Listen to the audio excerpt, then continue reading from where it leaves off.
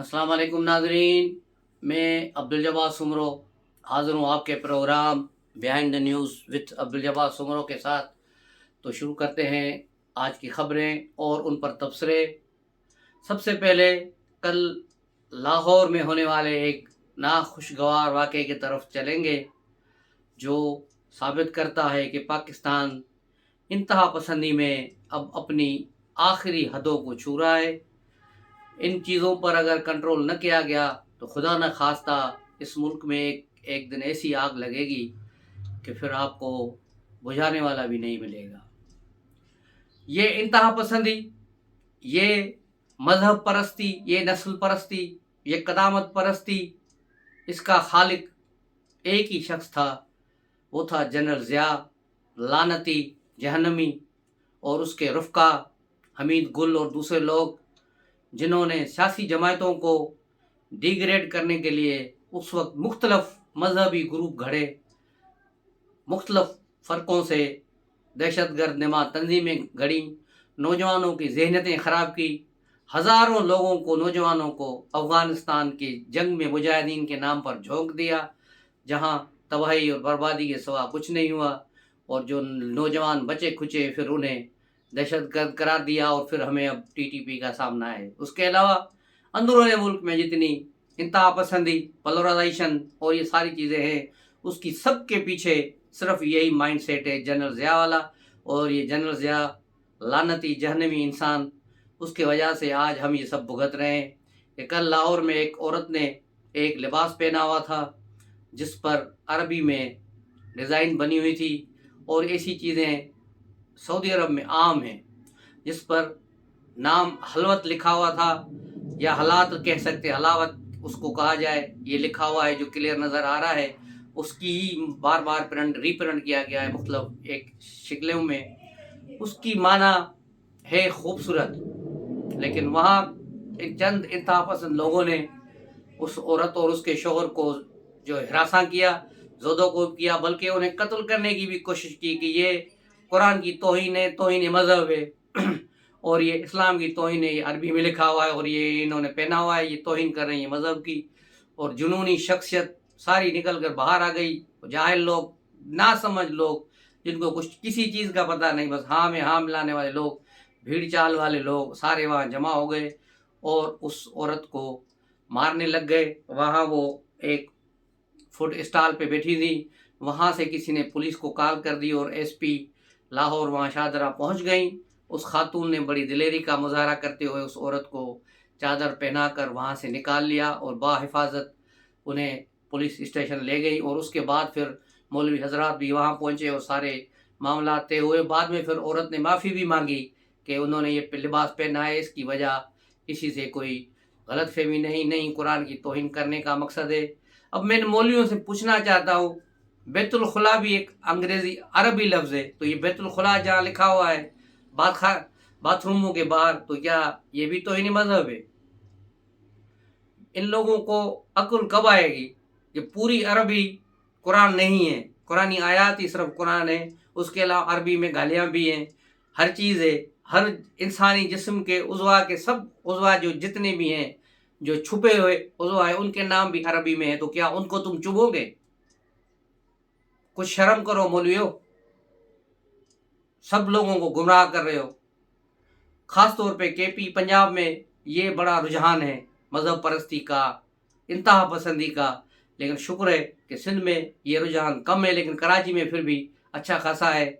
जिस तरह टीएलपी को वहाँ वोट पड़े हैं तो उससे अंदाज़ा होता है कि वहाँ, या सुन्नी तहरीक को वहाँ वोट पड़ते हैं, तो ये अंदाज़ा लगाना कोई मुश्किल नहीं कि वहाँ इसको किस कदर पजीराई होती है। लेकिन खालिस सिंधी जो हैं वहाँ ये चीज़ नहीं पहुँची।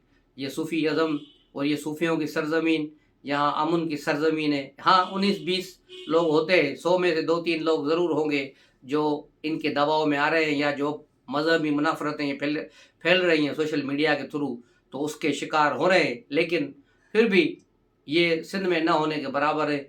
उसके अलावा पंजाब में तो ये चीज़ इंतहा को पहुँच गई है। इसको कंट्रोल करने और नौजवानों को सही और मुस्बत राह में लगाने की ज़रूरत है। वहाँ उनको सही दीन इस्लाम दिखाने की ज़रूरत है। अब मुझे बताया जाए मेरे नबी आका सल्लल्लाहु अलैहि वसल्लम जिस गली से गुजरते थे वहाँ से एक काफर बुढ़िया उन पर कचरा फेंकती थी। एक दिन आप गुजरे तो उस औरत ने कचरा नहीं फेंका, तो आपने पूछा कि यूं क्यों उस औरत ने आज कचरा नहीं फेंका, कहाँ है? तो किसी ने बताया कि वो बीमार है।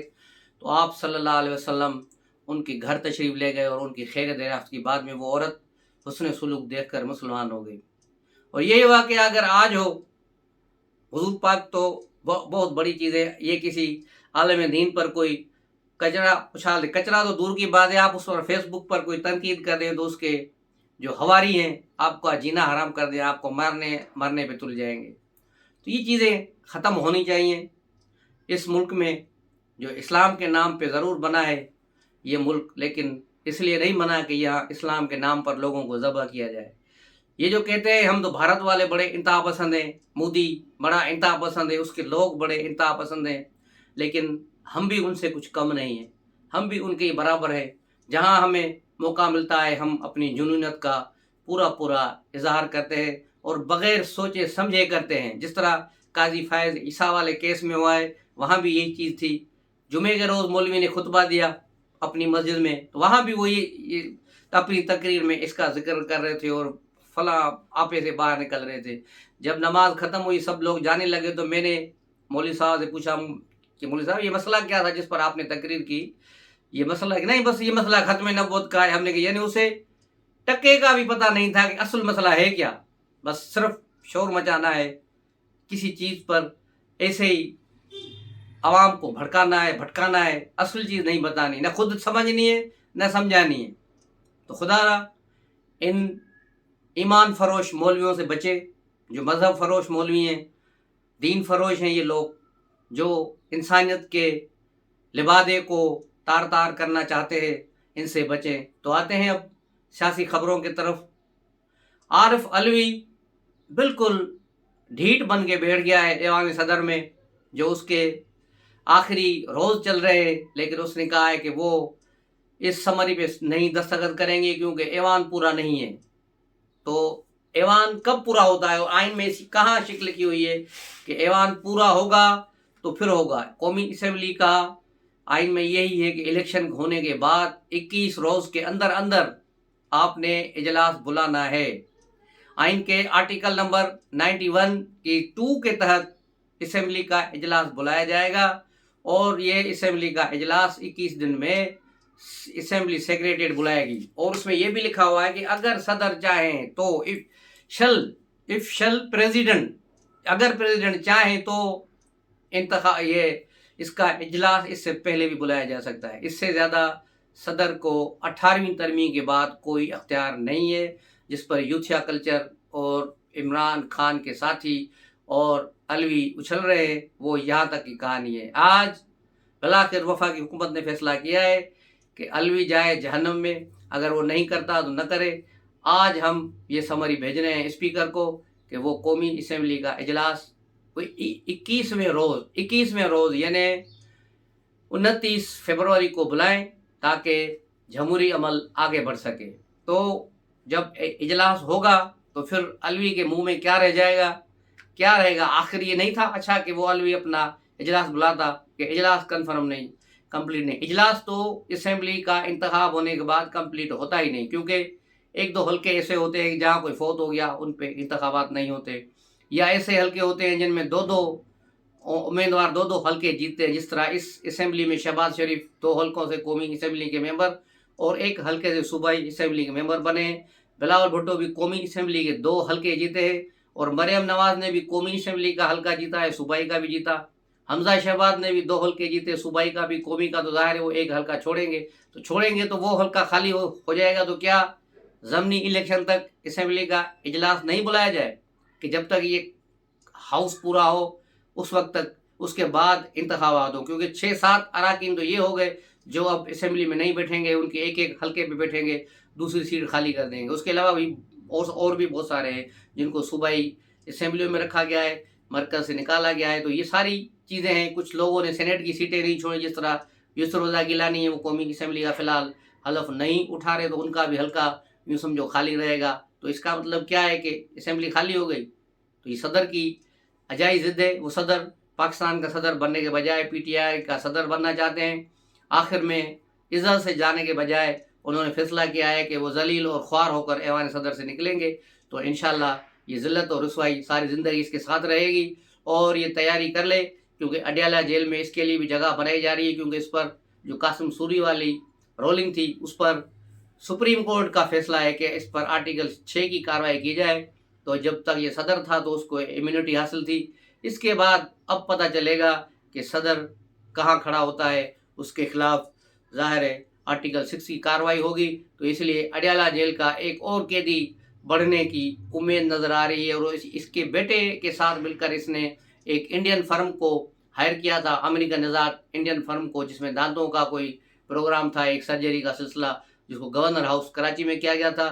آج کل اس کو بھی اچھالا جا رہا ہے کہ 700 کروڑ کی اس میں ڈیل ہوئی تھی، وہ پیسے علوی کا بیٹا کھا گیا، جو آج کل امریکہ میں بیٹھ کر پاکستان کے خلاف بکواس کیے جا رہا ہے مسلسل یوٹیوب پر اور ٹویٹر پر۔ تو یہ ہے ان کی صورتحال۔ اس کے علاوہ پاکستان میں آج ایک اور تاریخ بھی رقم ہو گئی۔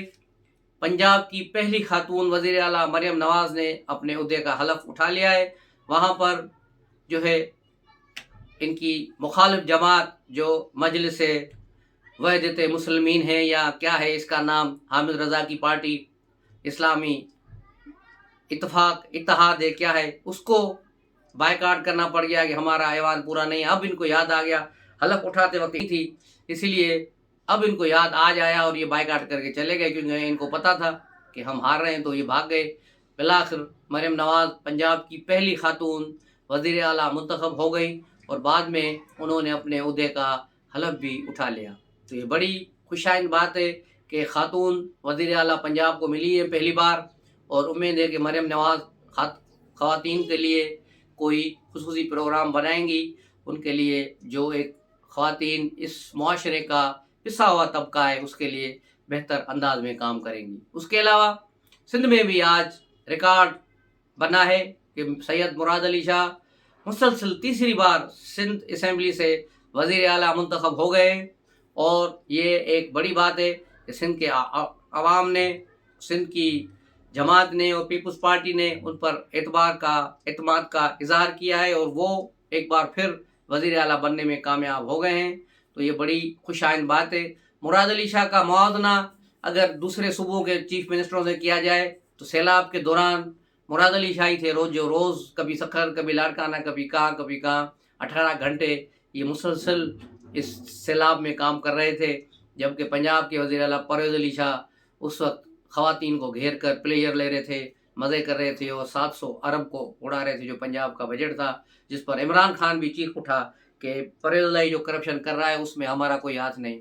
تو اس سے آپ اندازہ لگا لیں کے پی کا وہ محمود خان جو شراب پی کر سارا دن نشے کی حالت میں ٹن رہتا تھا، ایک بار بھی وہاں نہیں گیا جہاں سیلاب تھا، بلکہ ایک 4 بیچارے بھائی ایک سیلاب کی ٹکری پر پھنسے ہوئے تھے سوات میں، تو ان کو لینے کے لیے، ان کو وہاں سے ریسکیو کرنے کے لیے ہیلی کاپٹر نہیں دے رہا تھا، کیونکہ اس دن عمران خان کو ہیلی کاپٹر کی ضرورت تھی، انہیں بنی گالا سے اٹھا کر کسی دیر میں یا دوسری جگہ پر جلسہ کرنے کے لیے محمود خان لے جا رہا تھا، اور 4 بیچارے بھائی آخرکار ڈوب کر مر گئے، لیکن کے پی کی گورنمنٹ کا ہیلی کاپٹر وہاں نہیں پہنچا، کیونکہ وہ عمران خان کی ہردہ سائے میں مصروف تھے۔ تو یہ تھی اس وقت کی صورتحال۔ بلوچستان کا تو ذکر کریں گے نہیں، کیونکہ وہاں کی چیف منسٹر تو ایک مسائل میں گھرے ہوئے ہیں، وہاں تو ایک جنگ کی حالت ہے، تو اس کو چھوڑے۔ لیکن ان 3 صوبوں میں لیکن اس بار مقابلہ تھوڑا ہوگا، اس بار سندھ اور پنجاب کے چیف منسٹر کا سخت مقابلہ ہوگا۔ اب دیکھا جائے گا کہ مریم نواز کہاں تک جو خدمت میں آگے جاتی ہیں، اور مراد علی شاہ کیا کرتے ہیں، اور کہاں تک یہ دونوں ایک دوسرے کو کمپیٹ کرتے ہیں۔ مرکز میں گورنمنٹ بننے کے چانسز پیدا ہو گئے، اور اب 29 تاریخ کو یہ جب اسمبلی ہو جائے گی تو اس کے بعد 1 مارچ کو اسپیکر اور ڈپٹی اسپیکر کے کاغذات نامزدگی جمع ہوں گے، اور 2 تاریخ کو یعنی 2 مارچ کو اسپیکر کا انتخاب ہوگا، 3 مارچ کو وزیر اعظم کا نامینیشن پیپر بھرا جائے گا، اور 4 مارچ کو وزیر اعظم کا انتخاب ہوگا، اور 9 مارچ سے پہلے یعنی 8 مارچ کو یا 9 مارچ کو پھر سینیٹ کا الیکشن ہو رہا ہے، صدر کا الیکشن ہوگا، جو آئین کے مطابق الیکشن ہونے کے ٹھیک 1 مہینے کے اندر الیکشن کرانا ہے۔ تو اب یہ انتخاب ہونے جا رہا ہے، اور انشاءاللہ 9 مارچ تک صدر کا انتخاب ہو جائے گا۔ اس کے بعد یہ جمہوری پروسیس کمپلیٹ ہو جائے گا. اس کے بعد سینیٹ کی جو آدھی جو ہے اس کی پاپولیشن ختم ہو جائے گی، اس کا ٹرم ختم ہوگا، تو ان کی جگہ سینیٹروں کا انتخاب پھر شروع ہو جائے گا، اور یہ عمل تقریباً مارچ کے اینڈ تک ساری چیزیں کمپلیٹ ہو جائیں گی. پاکستان میں سیاسی استحکام کی طرف بڑھتے ہوئے دیکھنا ہے تو آج اسٹاک مارکیٹ نے مزید 1000 پوائنٹس آگے چلی گئی ہے، جس سے سرمایہ کاروں کا، سرمایہ داروں کا پاکستان پر اعتماد بڑھ رہا ہے کہ پاکستان میں اب نئی سرمایہ کاری آ رہی ہے اور انشاءاللہ پاکستان بہتری کی طرف جائے گا. تو ملتے ہیں اگلے ولاگ میں، تب تک کے لیے اجازت دیجیے. السلام علیکم.